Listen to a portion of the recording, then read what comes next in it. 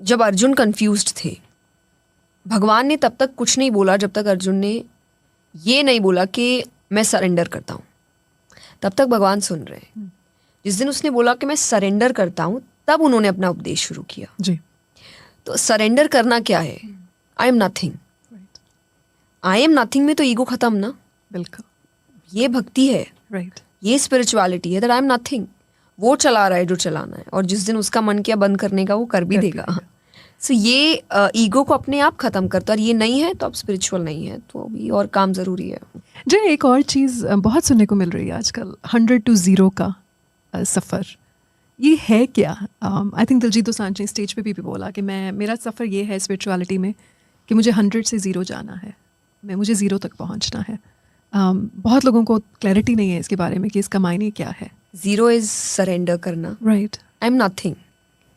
100 is कि आप मैं ये हूँ, मैं ये कर रहा हूँ, मैं वो कर रहा हूँ, मैं ऐसा कर रहा हूँ, मैंने ये किया है, मेरी वजह से ही हो रहा है।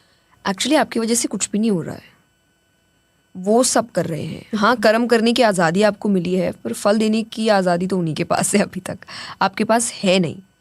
तो जब आप इस ईगो में रहते हैं या इस डाउन फीलिंग में भी रहते हैं कि कभी कभार होता है ना, ईगो इसकी कुछ अच्छा हो गया, लेकिन लो फीलिंग इस कुछ बुरा हो गया, तो वो भी आपके हाथ की चीज़ नहीं है।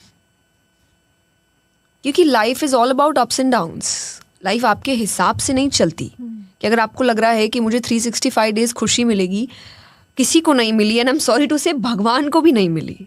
ये जगह ही ऐसी है। बिल्कुल। वो भी यहाँ खुश नहीं रहे ठीक से, इतनी प्रॉब्लम्स आई उनको। पर ये मान के चलना कि आएगी, और मैं कुछ नहीं कर रहा, मैं तो यहाँ अपना पार्ट प्ले करने आया हूँ, I am just an actor.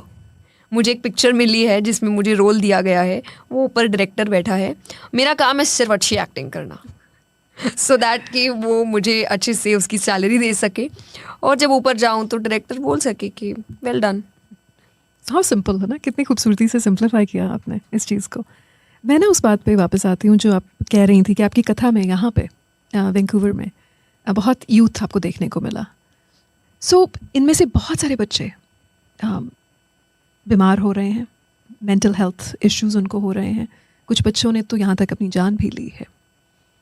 उन बच्चों को क्या कहना चाहेंगी जो अपने माँ बाप के बिना इतनी दूर बैठे हुए हैं, और उन्हें कोई रास्ता शायद इस वक्त नज़र नहीं आ रहा, पॉजिटिविटी नज़र नहीं आ रही?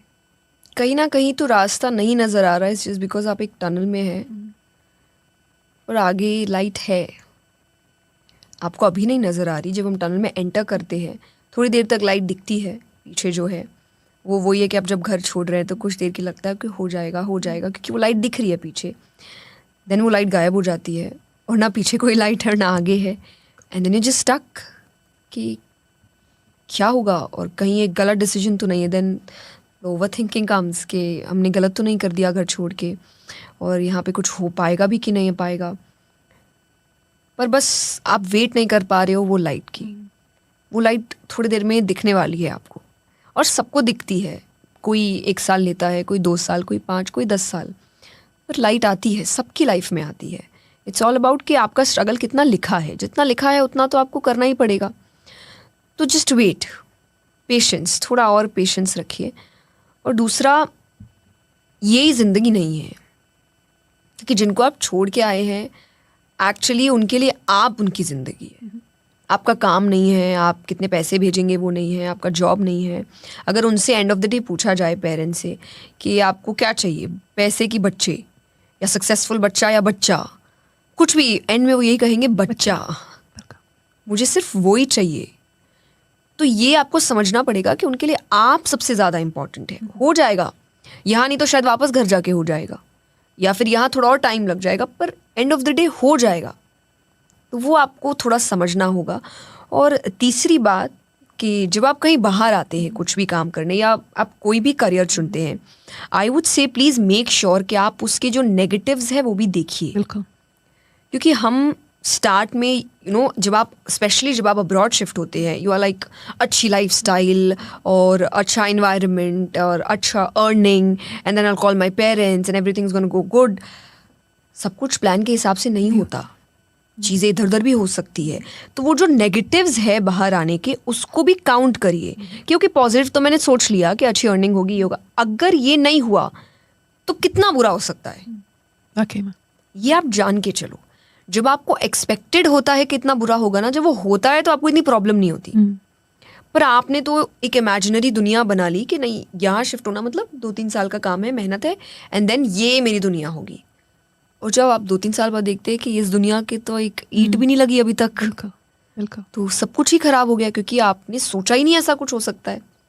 तो इसीलिए मैं कहती हूँ, जब मैंने जब स्पिरिचुअल फील्ड चुनी थी, मुझे पता था मुझे क्या क्या सैक्रिफाइसेस करने पड़ेंगे। आज भी आई थिंक इनफैक्ट हम जब हम घूम रहे थे, कल ख़त्म हुआ, मेरी टीम से ही किसी ने मुझे बोला कि बहुत कुछ छोड़ना पड़ रहा है ना, एंड आई एम लाइक मुझे पता था छोड़ना पड़ेगा। इसलिए मुझे ये चीज़ प्रॉब्लम नहीं देती है कि आज जिस तरीके का खाना आप सब खा रहे हैं मैं नहीं खा पा रही, जिस तरीके से आप सब घूम रहे हैं मैं नहीं घूम पा रही, जिस तरीके से लोग मुझे देख रहे हैं आप में से किसी को नहीं देख रहे।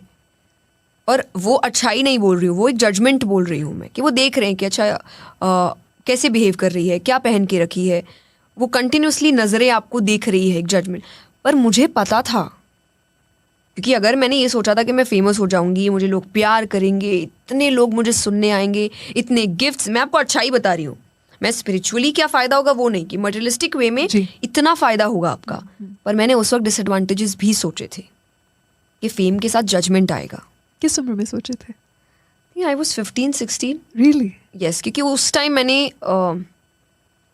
ये रियलाइज़ किया था कि अब यही करना है आपको। उससे पहले तक I was just doing it because I was having fun, like बड़ा मज़ा आता है, आप इतने लोग आते हैं एंड एवरीथिंग, एंड आपको कहानियाँ, उस वक्त तो कहानियों के तौर पे आपके पेरेंट्स आपको सुना रहे होते हैं जी कि अच्छा ये कृष्ण जी की कहानी है। उस वक्त आप प्रॉपरली स्क्रिप्चर्स नहीं पढ़ रहे होते। Right. I think after 15-16 I was like no boss, यही ये करना है। सीरियस काम है, लोग बड़ा आपके पीछे पागल हो रहे हैं। और उस वक्त फिर जब आपको समझदारी आती है तो आप देखते हैं अच्छा लोग रो क्यों रहे हैं मुझे देख के, या मुझे आके ये क्यों बोल रहे हैं कि आपकी वजह से हमारी लाइफ में बड़ा प्रॉब्लम चल रहा था और हम उसको पार करके निकल गए, तो आपने वो हो। And I am like wow okay. वो उस वक्त मेरे लिए बहुत डरावनी बात भी थी कि ऐसे क्यों, मतलब ये मुझे ऐसे क्यों बोल रहे हैं ना, आई एम जस्ट 15-16, मैंने क्या कर दिया ऐसा। तो I think that time I really realized कि मैं कुछ बहुत सीरियस काम कर रही हूँ and it is actually bringing a change. तो देन आई वाज लाइक कि मेरे पेरेंट्स से बड़े ऐसे डिस्कशंस होते हैं, I was like papa am I doing something which is very serious, and he is like I think you are ready for the discussion now, let's sit, we will have this discussion. And then we had that discussion कि क्या करना है बताओ, अब you really want to do this as a career और you want a job, degree और something like that. And then we discussed everything, the pros and the cons, advantages, disadvantages, दोनों तरफ से। and then end में I was like मुझे तो यही करना है।